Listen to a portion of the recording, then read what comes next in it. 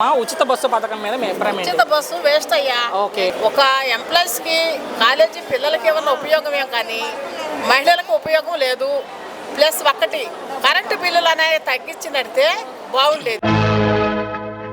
మహిళల మీద అరాచకాలు ఎక్కువైనాయి, అదొకటి కంట్రోల్ చేయాలి. సుఖాలి ప్రీతి అన్నారు. అప్పుడు పవన్ కళ్యాణ్ గారు ఓరికి వాయించి వదిలి పెట్టాడు.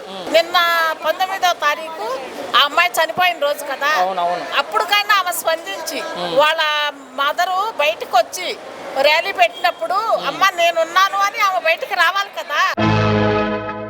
రాజధాని అన్నారు, అది చూస్తే అక్కడ అందరూ ఇప్పుడు పడవలు చేయించుకొని మనం తిప్పుకుందాము, అద్దన్న డబ్బులు వస్తాయి అనుకుంటున్నారు.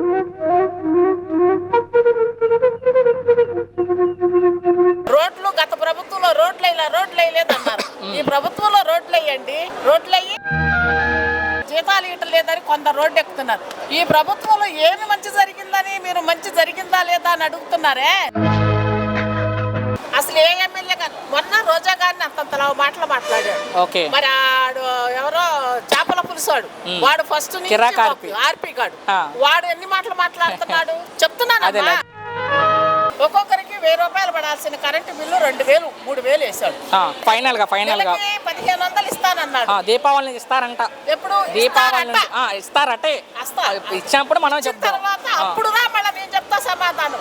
ఒకవేళ నేను ఇట్లా చెప్పానని నన్ను ఏమైనా చేస్తారని నా భయం నాకేమీ లేదు. నా అడ్రస్ కూడా నేను చేసేదేముంది, ఏమైనా ప్రభుత్వానికి వ్యతిరేకంగా మాట్లాడితే కేసులు తప్ప నిన్నే హోంమంత్రి గారు చెప్తున్నారు. ఈ ప్రభుత్వంలో ఏమి మంచి జరిగిందని మీరు మంచి జరిగిందా లేదా అని అడుగుతున్నారే. సినిమాకి వాళ్ళు పోస్ట్ ఎందుకని బ్యాక్ తిరగండి.